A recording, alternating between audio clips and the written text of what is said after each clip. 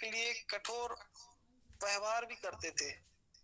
तो ऐसे लोग जो समाज को एक रास्ता दिखाते हैं, निस्वार्थ भाव से मदद करते हैं, ऐसे लोगों की तुलना हजारी जो हमारे जो लेखक हैं हजारी प्रसाद द्विवेदी जी ने शीरीष के फूल के की है बच्चों। ठीक है। और किसी भी बच्चे का कोई प्रश्न है तो पूछ सकता है। सर पद त्रिणाम मतलब क्या होता है? हाँ बेटा, पद त्रिणाम मतलब क्या होता है? कहाँ लिखा है, थोड़ी समझ में नहीं आ रहा, मुझे बताओ। सर पेज नंबर 129 के चौथे लाइन में। 129? Yes sir. 129 तो अभी अपन पुराने बुक के 145 में है सर जी। ऐसा क्या? अच्छा, मेरे पास जो बुक है वो पुरानी है। हाँ सर, मेरे पास भी वही है। हाँ, उसमें 145 में है सर जी। क्या पूछा बच्चे ने? पद त्रिणाम। पद त्रिणाम बोल रहे हैं शायद भाई। हेलो। पद त्रिणाम। हाँ सर 145 पेज नंबर पे है ये। हाँ बेटा, आपकी आवाज कट रही है सर। मेरी आवाज तो ठीक आ रही है, बाकी बच्चों बाकी बच्चों तक मेरे ख्याल से ठीक आ रही है। मेरे पास आवाज कट रही है सर। हाँ, वो नेटवर्क का प्रॉब्लम हो सकता है। जी सर। हाँ बेटा, चलिए यहाँ पर पाठ का जो व्याख्या था उसमें हमने जो सीखा उसमें कि हमारे समाज में अवभूत, अवभूत शब्द बार बार आया बच्चों। अवभूत का मतलब होता है सन्यासी, जो अपने आप को ईश्वर की राह में रखे, लोगों से उसका कुछ भी बदला ना चाहे और सांसारिक चीजों के माया मोह से वो बचा रहे। तो ऐसे लोग हमारे समाज में बहुत कम होते हैं, लेकिन जो होते हैं उनका सभी बहुत सम्मान करते हैं। चलिए, और किस, अच्छा मैंने जो टेस्ट दिया था सबने टेस्ट बनाया? Yes sir. यस सर, बना लिए। तो मेरा ये था कि अगर आप उस टेस्ट को कॉपी एक बना लें, क्योंकि बहुत मेहनत से प्रश्न ढूंढ रहा हूं मैं, अगर आप उसे एक बना लेंगे टेस्ट के कॉपी में, तो आपका हिंदी का व्याकरण और हिंदी भाषा की पूरी तैयारी हो जाएगी। फिर जब हम व्याकरण पढ़ेंगे तो आपको उसमें और अच्छे से समझ में आएगा और आपको काफी फायदा होगा बच्चों। तो अभी अगर नहीं बनाए हैं तो अभी भी बना सकते हैं, ठीक है? Yes sir. सर जो टेस्ट नहीं दिए हैं पिछले वाला, वो जाकर यूट्यूब में भी देख सकते हैं। हाँ शुक्रिया नारायण। मेरे स्कूल का नाम करित गांव है, करित गांव, नारायण जायसवाल। ठीक है। यस यस हाँ, सर। बहुत अच्छा बना रहे हो तुम वीडियो, मुझे पसंद आया और मैंने जिसे भी दिखाया सबने उसे पसंद किया। तो मेरे स्कूल का नाम आप उच्चारण मैं चाहता हूँ कि सही करें, ठीक है? जी सर। हाँ, बहुत अच्छे से बना रहे हो। करित गांव, एक बार बोल दो नारायण। करित गांव। बहुत बढ़िया। और विकास खंड बकावंड, नारायण। विकास खंड, हेलो नारायण।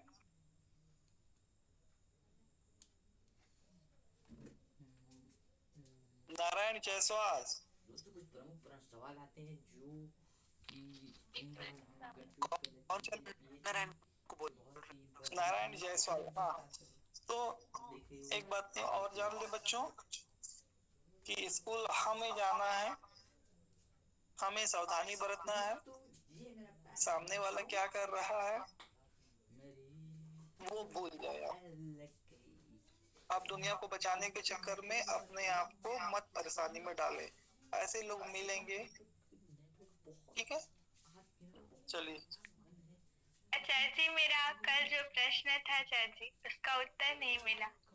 हाँ, अभी ना मैं उसे देख ही नहीं पाया कुसुम, सॉरी। और आज भी लेट हो गया मुझे घर आने में काम के चक्कर में। मैं कल सबसे पहले आपका उसका अर्थ देख करके चाहता हूँ कि सही सही बताऊं। जी आचार्य जी। अच्छा हाँ बेटा। आचार्य जी, और इस पाठ में ना बहुत ही जगह और संस्कृत मतलब वाक्यों का प्रयोग किया गया आचार्य जी, तो उसे भी मैं लिखूंगी आचार्य जी, फिर कल बताती हूँ आपको। हाँ, तुम मेरे को लिख करके व्हाट्सएप कर देना ताकि मैं उसके सही व्याख्या आपको कर सकूं। ठीक है बेटा। जी। चलिए बहुत बहुत शुक्रिया। ये पाठ का कल हम प्रश्न उत्तर देखेंगे बच्चों। और जब ये हमारा सर उसका हाँ बेटा। उसका मेरे एकदम सही तो नहीं मालूम, लेकिन उसका ना ऐसा मतलब सुनी हूँ कि मैं कवि हूँ कहने से कोई कालिदास नहीं हो जाता है। बहुत बढ़िया बेटा। हाँ। वह धन्यवाद बहन। कवि स्त्री काली, ठीक, कालिदासा। तो कोई भी व्यक्ति अगर ये दोहराते रहे कि मैं कालिदास हूँ तो मैं कालिदास हूँ, तो वो कालिदास नहीं हो सकता। बहुत बढ़िया बेटा। चलिए वह मापी। तो कालिदास नहीं हो सकता, इसका मतलब क्या हुआ? अगर कोई अगर दोहराते रहे कि मैं कालिदास हूँ या किसी का नाम कालिदास हो जाए तो ये दोहराने से वो कालिदास नहीं हो सकता, इसका क्या मतलब है? कि वो श्रेष्ठ कवि नहीं है, वो उसी के समान नहीं लिख पाएगा। वेरी गुड, बहुत बढ़िया। तो कालिदास सिर्फ श्रेष्ठ कवि नहीं थे, एक अवभूत भी थे, जिसको यहाँ पे अवभूत की तरह प्रस्तुत किया गया है। शीरीष के पेड़ से उसकी तुलना की गई है। तो जिस प्रकार काव्य को लिखने में कालिदास का कोई जवाब नहीं, वैसे ही उनके जो गुण हैं, उनके जो छंद है, उनके जो तुक है, तो सारी चीजें का जो तुलना अगर किसी के करे तो उसके आसपास भी नहीं पहुंच सकते। तो इसीलिए उनके गुणों के आधार पे कहा गया। नहीं तो एक व्यक्ति के आधार पे तो हम कह सकते हैं कि अगर इंसान है कोई तो वो कालिदास है, या कोई 4 कविता लिख दे तो बोले मैं कालिदास हूँ। अच्छी अच्छी कविता लिख दे तो हम उसको बोले कि कालिदास है। लेकिन वहाँ पर सभी गुणों का वर्णन उसके इस वाक्य में किया गया बेटा। बहुत बढ़िया, शुक्रिया बेटा। कौन बोला? सुमन? नहीं सर, सीमा बोली सर। नाम बोलो। सीमा। सीमा, सीमा साहू। Yes sir. बहुत अच्छा बेटा, वेरी गुड।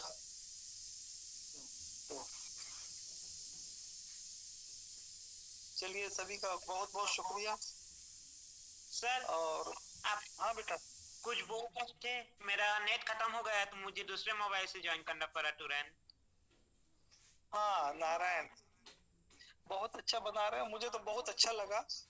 मैं चाह रहा था कि तुम्हारा जो स्टाइल है उससे बनाते रहे, लेकिन मेरे स्कूल का नाम जो करीत गांव है उसके उच्चारण में कुछ कमी लगी, तो मैं चाह रहा था कि आप उच्चारण मेरे स्कूल और विकास खंड का एक बार कर लेते तो अच्छा रहता, इसीलिए मैंने कहा था। तो इतना अच्छा जब बना रहे हो तो मजा आ जाएगा। सर नारायण से क्या बना रहे हैं? जी सर। नारायण, जो मैं टेस्ट बनाता हूँ उसका वो YouTube में वीडियो बना रहे हैं और बहुत अच्छे से बना रहे हैं, मुझे तो बहुत पसंद आया और उसका तरीका भी अच्छा लगा। तो पूरे सही आंसर के साथ में उसकी व्याख्या भी कर ले जा रहे, मजा आ रहा है। ठीक है, तो आप सभी बच्चे जरूर जरूर टेस्ट दिया करें और इसके बाद में फिर से जैसे आप लोग मेरा हौसला बढ़ाते आते हैं 10वीं का लिंक 11वीं का लिंक में, तो सभी का स्वागत है बच्चों। 11वीं के लिंक में आए और उसके बाद में आप जा सकते हैं। बाय बेटा। सर हाँ बेटा। सर मेरा एक क्वेश्चन है। हाँ बोलो बेटा। सर महात्मा गांधी को नाथूराम गोडसे ने क्यों मारा? इसके पीछे बहुत सारे कारण है बेटा। जो हमें समझ में आता है वो ये है कि वो गांधी जी को समझ ही नहीं पाया और गांधी जी के कार्यों से वो खुश नहीं था। तो जरूरी नहीं है कि कोई महात्मा है तो सारी दुनिया उससे खुश हो जाए।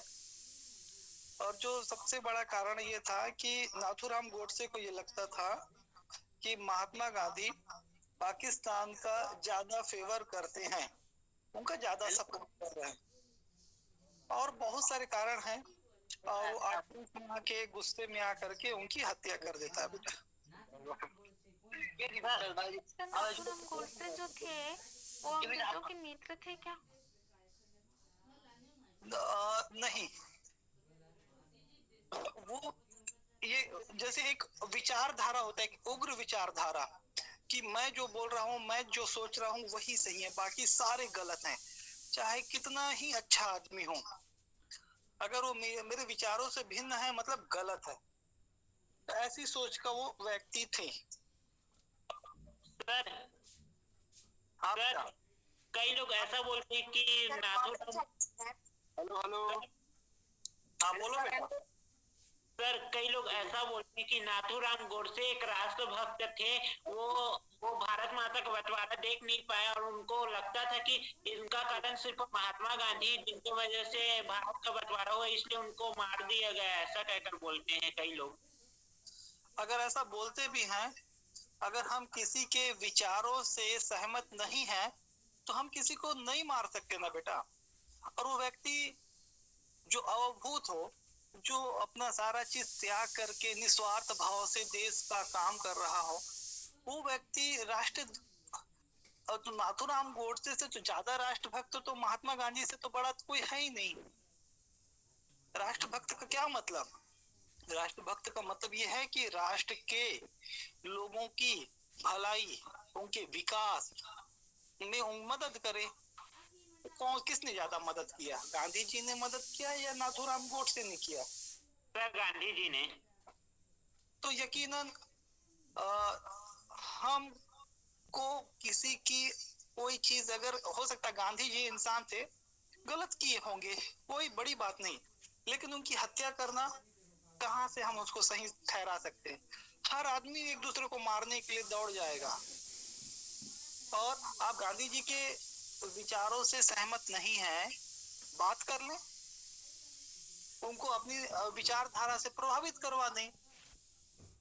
तो लेकिन एक बंदूक से गोली मारना और फिर ये बोलना कि वो राष्ट्रभक्त था और वो गांधी जी के कारण ही देश का बंटवारा हुआ, ये गलत है। बहुत सारे कारण हैं बेटा, बंटवारा एक जन से नहीं होता, बहुत सारे कारण है। ठीक है। यस सर, लेकिन जो सुनने में मिला तो उसको मैं बोला है यहाँ पर। हाँ हाँ ठीक है ना बेटा। देखो, हम जिस परिस्थिति में रहते हैं, जिस समाज में रहते हैं, सबकी सोच अलग अलग है। ये तो मैं अपनी सोच बता रहा हूँ, जो मैं एनालिसिस किया, जो मुझे लगता है।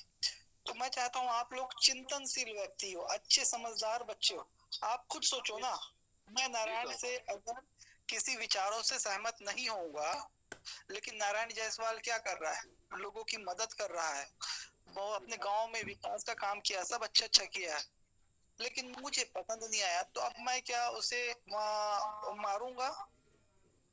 नहीं मार सकता। वो भले मैं उसके विचारों से सहमत ना हूं, उसके काम मुझे अच्छे नहीं लग रहे हैं, तो आप अपनी बातों से ना उनको हराएं, अपने विचारधारा से हराएं कि भैया मेरी ये विचारधारा सही है, आपकी गलत है। अगर आपकी सही है तो लोग मानेंगे आपकी बातों को। ठीक है बेटा। जी सर। चलिए। हाँ बेटा। हेलो। हाँ बेटा, कोई बच्चा बोल रहा है कुछ? जी सर। कैलाश। अली भाई। हाँ बोलो बेटा।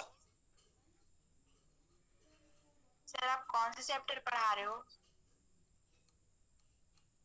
मैं 12वीं क्लास का था बेटा, ये शिशिर के 4 लास्ट पार्ट। इसके बाद हम रिवीजन भी करेंगे बेटा पूरा। हाँ बेटा।